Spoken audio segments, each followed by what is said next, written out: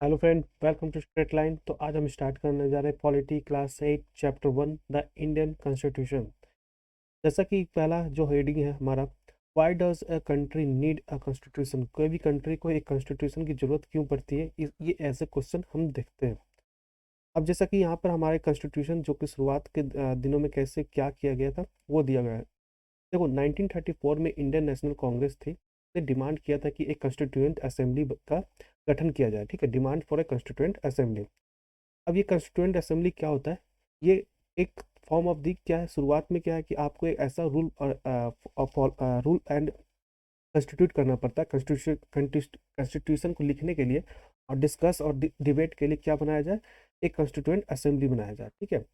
अब क्या होता है, सेकेंड वर्ल्ड वार के बाद जो इसका कॉन्स्टिट्यूएंट असेंबली का जो डिमांड था और वो मोमेंटम गेन कर लेता है, इसको बनना ही चाहिए। फाइनली जो दिसंबर 1946 को, यहाँ पर आप देख सकते हो दो फोटो है। ठीक है, यहाँ पर दिखाता है some member of the constituent assembly, constituent assembly बनता है। अब क्या होता है कि दिसंबर 1946 से लेकर नवंबर 1949 तक कॉन्स्टिट्यूएंट असेंबली जो होते हैं वो एक ड्राफ्ट कॉन्स्टिट्यूशन का ड्राफ्ट बनाती है फॉर इंडिपेंडेंट इंडिया। अब ये जो मतलब कि यहाँ तक पहुँचने में इंडिया को, ठीक है ना, 150 ईयर लगा ब्रिटिश रूल को। ब्रिटिश रूल जो कि 150 ईयर जिन्होंने रूल किया था।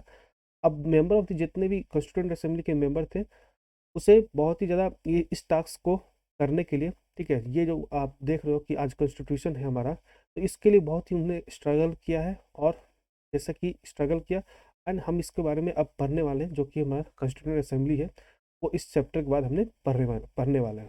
ठीक है। तो इस फोटो में आप देखोगे कि यहाँ पर प्राइम मिनिस्टर जो कि हमारे जवाहरलाल नेहरू थे, फर्स्ट प्राइम मिनिस्टर यहाँ पर खड़े हैं। ठीक है, कॉन्स्टिट्यूएंट असेंबली को एड्रेस कर रहे हैं। देखो आज का जो दुनिया में, ठीक है, कंट्री में जितने भी वर्ल्ड में हो, उनके पास अपना कॉन्स्टिट्यूशन है। ठीक है, ऑल डेमोक्रेटिक कंट्री, जितने भी डेमोक्रेटिक कंट्री है उनके पास अपना एक कॉन्स्टिट्यूशन है। इसका मतलब ये नहीं है कि हर कंट्री जिसके पास अपना कॉन्स्टिट्यूशन होता है वो एक डेमोक्रेटिक कंट्री होगा। ठीक है, तो इसका मतलब देखो, हर डेमोक्रेटिक कंट्री के पास ज़्यादातर क्या होता है, कॉन्स्टिट्यूशन होता है। ठीक है, बट हर कॉन्स्टिट्यूशन वाले कंट्री पे वो डेमोक्रेटिक नहीं होता है। जैसा कि यहाँ पर एक एग्जांपल दिया हुआ है कि देखो यहाँ पर क्या था कि यहाँ प्रीवियस जो कॉन्स्टिट्यूशन ऑफ द नेपाल है, नेपाल में एक प्रीवियस कॉन्स्टिट्यूशन था जो कि 1991 में अडॉप्ट किया गया था, जिसमें फाइनल अथॉरिटी वहाँ पर देखो दिया गया है एक किंग को। ठीक है, कि वहाँ पर जो फाइनल अथॉरिटी, जो फाइनल डिसीजन मेकिंग होगा, वो किंग बनाएगा। तो वहाँ का जो ये कॉन्स्टिट्यूशन था, अब उस कॉन्स्टिट्यूशन को हटाया गया। ठीक है, उस कॉन्स्टिट्यूशन या इस रूल फाइनल अथॉरिटी जो के पास किंग के पास था, उसे हटा दिया गया। और 2006 में, ठीक है, 2006 में उन्होंने एक ये जो पावर ऑफ किंग था उसको हटाकर उसे हटा दिया। और जो वहाँ के पीपल थे, उन्होंने एक नया कॉन्स्टिट्यूशन को लिखा। इट मीन्स कि देखो यहाँ पर कॉन्स्टिट्यूशन था, ठीक है, उनका अपना एक कॉन्स्टिट्यूशन था नेपाल का, जहाँ पर क्या था, फाइनल अथॉरिटी किसके पास था, किंग के पास था। तो इट मीन्स कि यहाँ पर डेमोक्रेटिक नहीं है। ठीक है, यहाँ पर कॉन्स्टिट्यूशन है पर वो डेमोक्रेटिक नहीं है। डेमोक्रेटिक इट मीन्स क्या, लोग लोग जो है वो खुद अपने लीडर को चुनते हैं, जो लीडर लोगों का बिहाफ में डिसीजन लेते हैं। बट यहाँ पर जो किंग है, ठीक है ना, जो फाइनल अथॉरिटी है, वो किसके पास है, किंग के पास है, और वो इलेक्टेड पर्सन नहीं है। ठीक है, इसलिए हम बोल सकते हैं कि जिस जो कंट्री के पास कॉन्स्टिट्यूशन है, इसका मतलब ये नहीं है कि हर कॉन्स्टिट्यूशन जहाँ पर है वहाँ पर डेमोक्रेटिक है। तो यहाँ पर आप समझ में आ गया। अब देखो जो कि हमारा बात करते हैं, जो एक कॉन्स्टिट्यूशन जो कि सेवरल पर्पस, मतलब सेवरली जो कि वो दर्शाता है। फर्स्ट, ये कुछ सर्टन आइडियल जो होता है, बेसिस ऑफ द, देखो किस काइंड ऑफ द कंट्री है, वहाँ के सिटीजन कैसा रहना चाहते हैं, वो किस तरह से एस्पायर होते हैं। ठीक है, अब देखो अलग अलग कंट्री के अलग डिमांड होता है सिटीजन का। ठीक है, जैसे कि हमारा जो कंट्री है, जहाँ पर आप देखो कि बेसिक आइडियल जो है, सर्टन आइडियल, जैसे राइट टू इक्वालिटी है, राइट टू फ्रीडम है, यहाँ पर बहुत सारे डीपीएसपी है, ठीक है। तो ये सब जो है, जो आइडियल जो है, ये जहाँ पर कंट्री सिटीजन है एस्पायर करते हैं कि वो किस इन्वायरमेंट में रहना चाहते हैं। अब बात करते हैं अनदर वे में, कॉन्स्टिट्यूशन जो कि बताता है कि fundamental nature of the society हमारा क्या है। अब देखो यहाँ पर क्या है कि हमारा जो कंट्री है, वहाँ पे बहुत ही ज़्यादा डाइवर्सिटी है। ठीक है, कल्चरल डाइवर्सिटी है, कल्चरल डाइवर्सिटी है, फिर से रीजनल डाइवर्सिटी है, अलग अलग रिलीजन है, बहुत तरह तरह के लोग भाषा बोलते हैं। तो ये सब इतना डाइवर्स होने के बाद भी हम लोग क्या है, एक यूनिटी है, हम एक साथ रहते हैं। तो ये चीज़ जो fundamental nature of the society है, तो इसको भी दर्शाता है कि कॉन्स्टिट्यूशन हर आदमी, हर रिलीजन जो कि अलग अलग फॉलो करते हैं, हर रिलीजन बैकग्राउंड या कोई कोई भी कल्चर को फॉलो करते हैं, सभी को इक्वालिटी को सभी को इक्वालिटी दिया हुआ है, सभी को इक्वल अपॉर्चुनिटी दिया हुआ है। तो ये जो है, जो कि कॉन्स्टिट्यूशन क्या बताता है, हमारा fundamental nature of the society बताता है। ठीक है।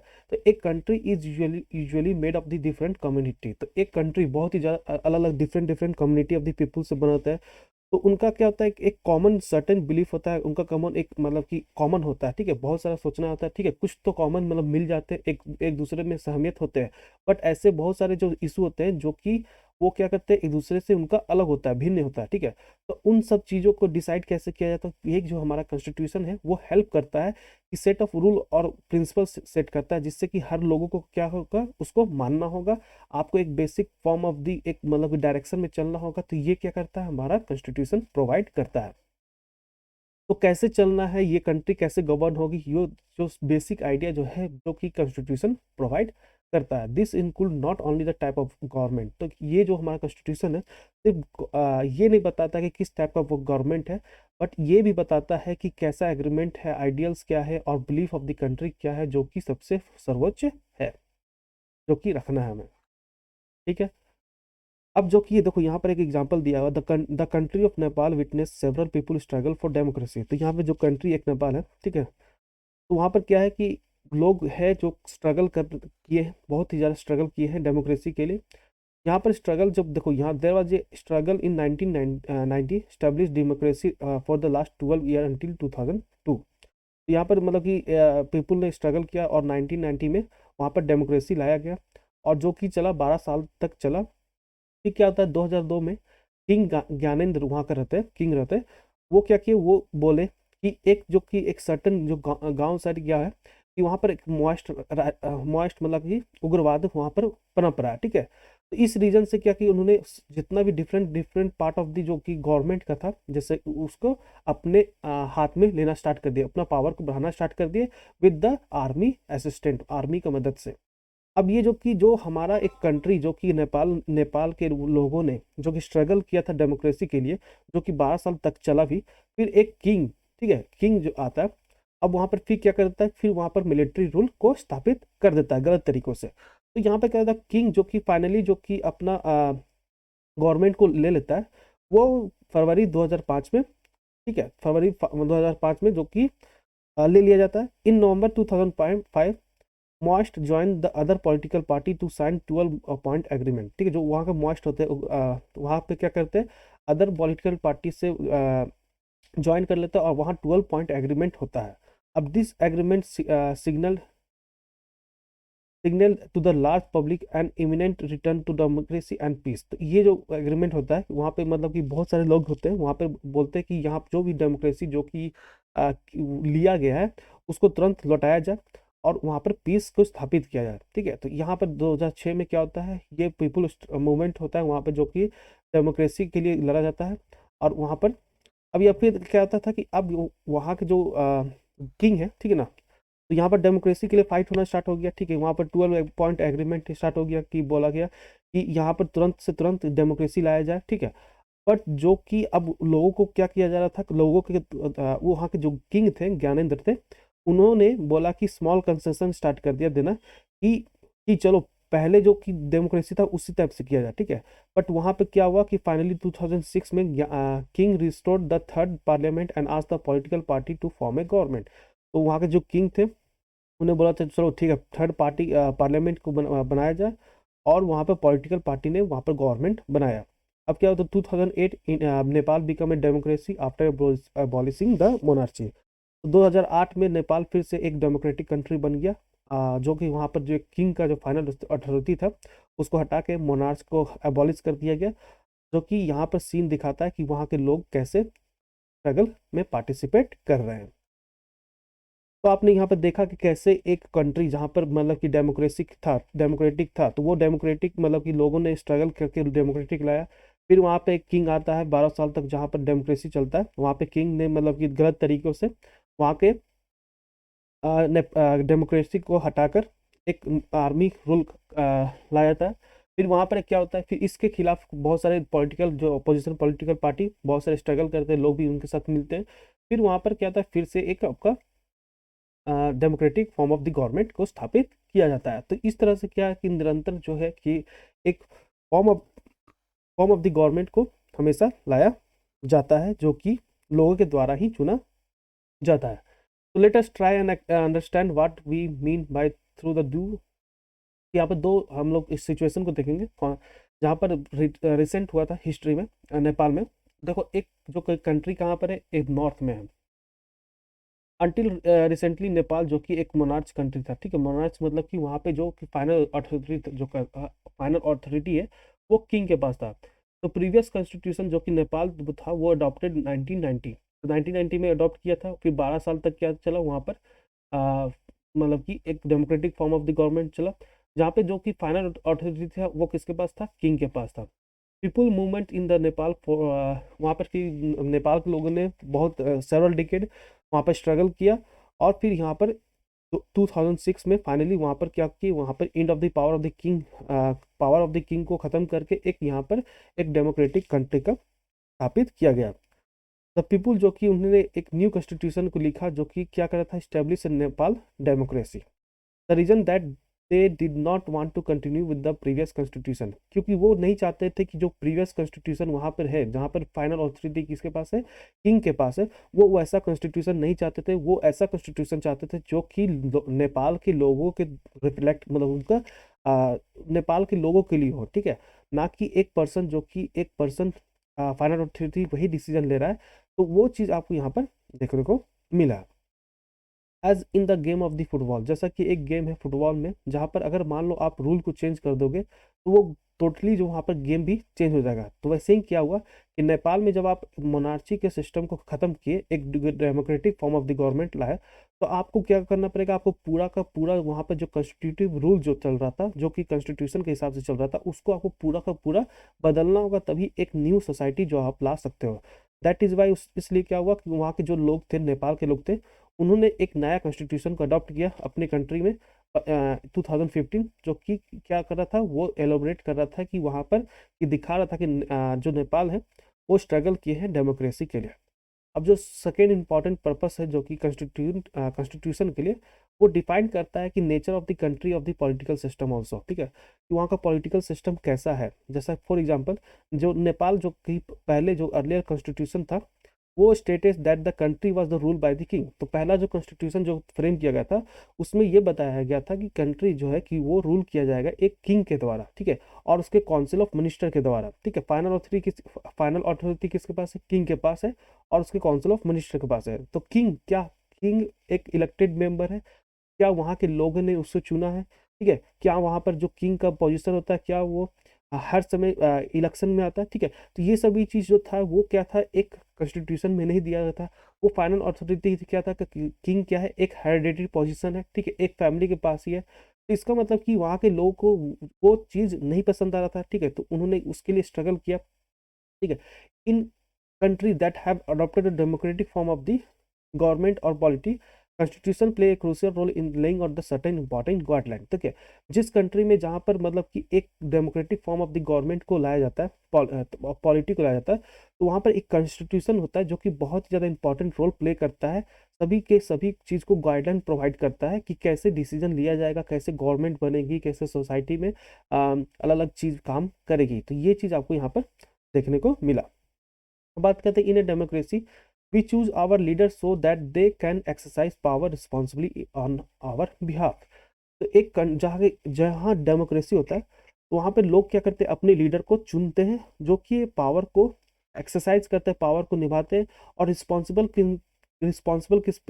रिस्पॉन्सिबिलिटी होता है उनको, उनके लोगों पर ही रिस्पॉन्सिबिलिटी, ठीक है, उनको अपना जवाबदेही देना पड़ता है लोगों को।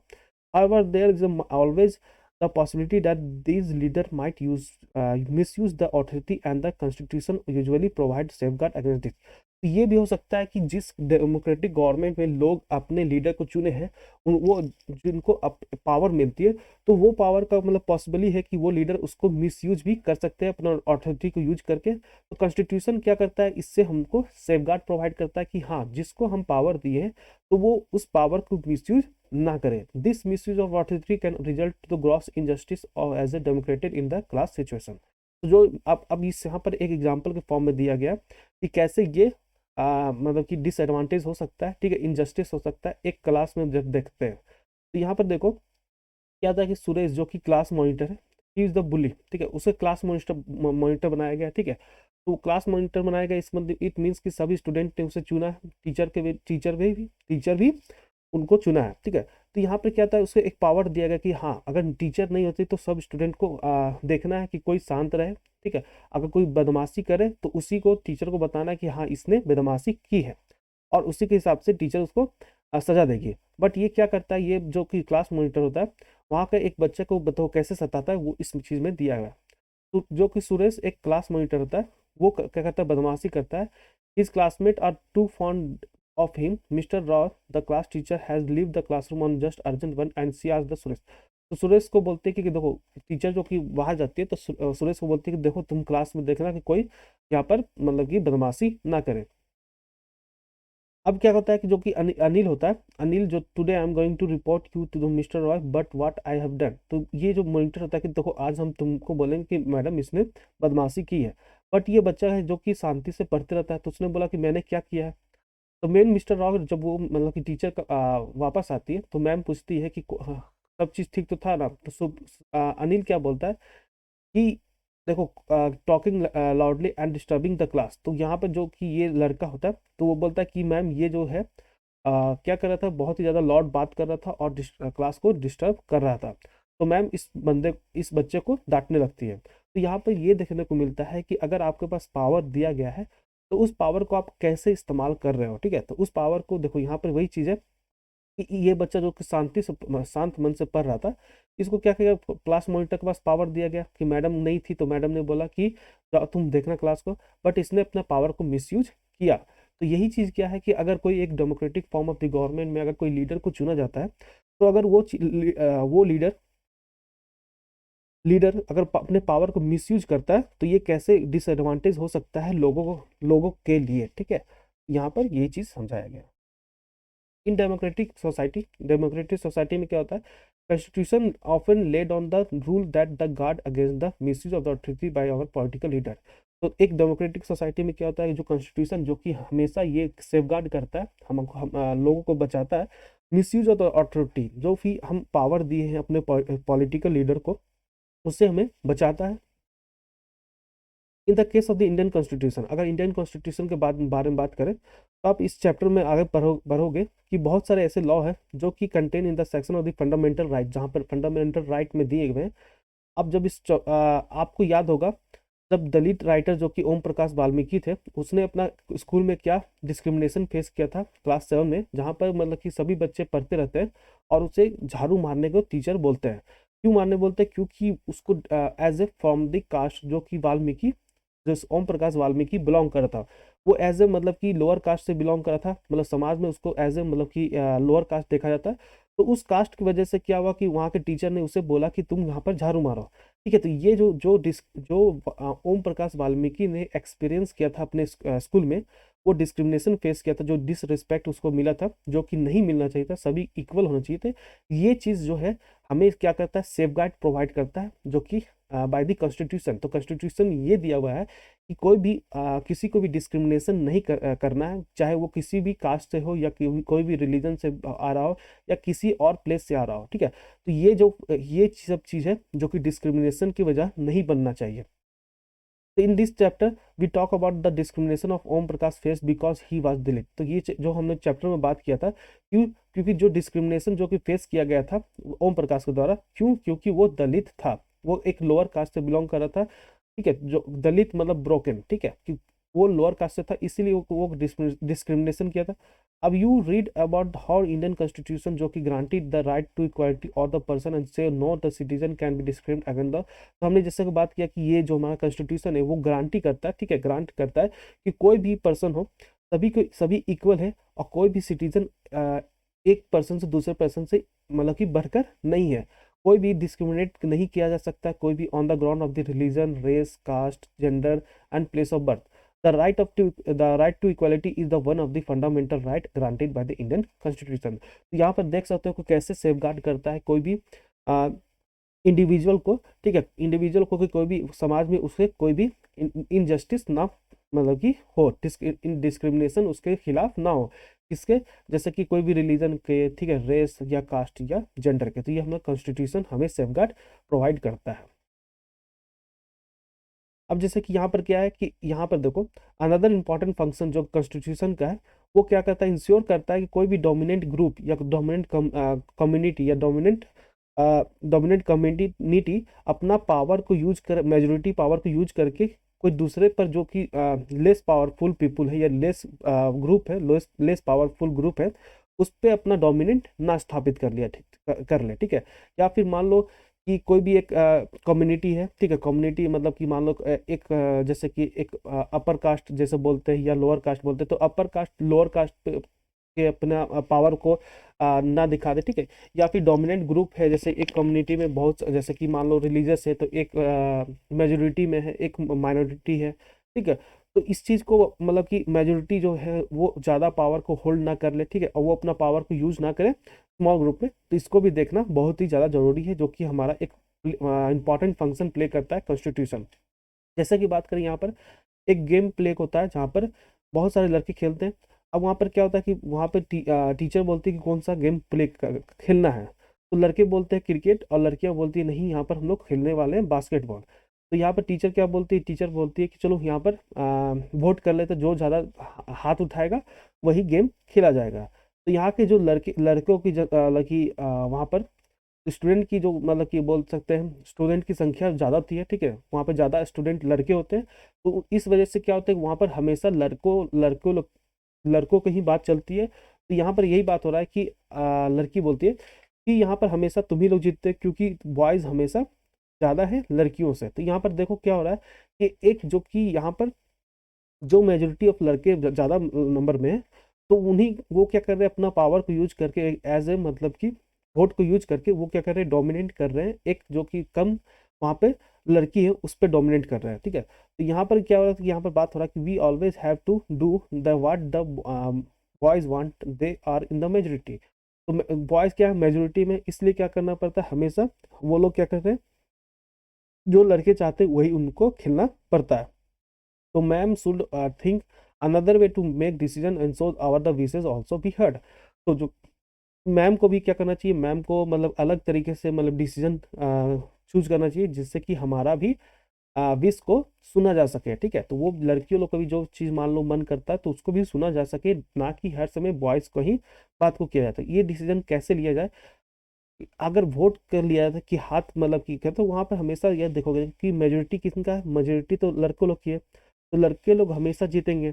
तो ऐसा कोई और मतलब डिसीजन मेकिंग होना चाहिए, तरीका से होना चाहिए, जिससे कि लड़की लोग का भी अपना वॉइस मतलब कि उनका भी डिसीजन को सुना जा सके या विश को सुना जा सके। तो सच इन अनहेल्दी सिचुएशन, अगर ये सब सिचुएशन अगर रहा डेमोक्रेटिक में कंट्री में, सोसाइटी में भी, तो वो बहुत ही ज़्यादा क्या करेगा, बहुत ही ज़्यादा डिसएडवांटेज होगा, ठीक है। और वो एक मतलब कि disaffection minority of the people को सहना पड़ेगा।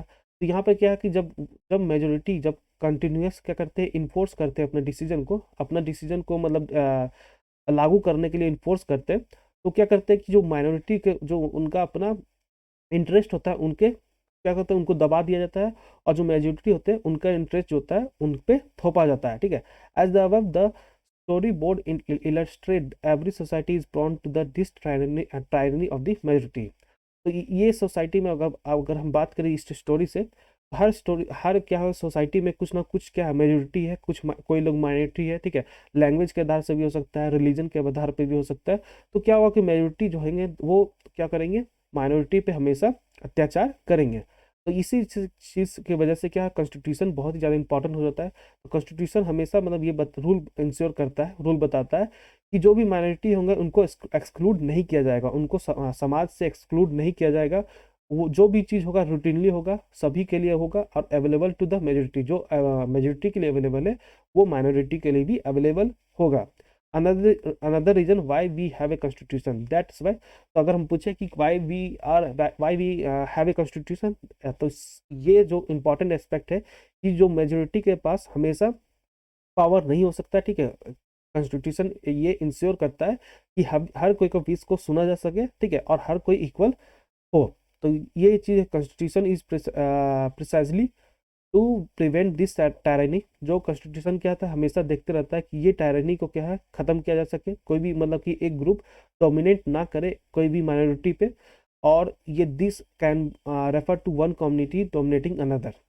एंड इंटर कम्युनिटी डोमिनेशन, तो देखो अब क्या होता है, एक इंटर कम्युनिटी डोमिनेशन होता है कि एक कम्युनिटी दूसरे कम्युनिटी पर क्या करता है, अपना डोमिनेंस दिखाता है, ठीक है।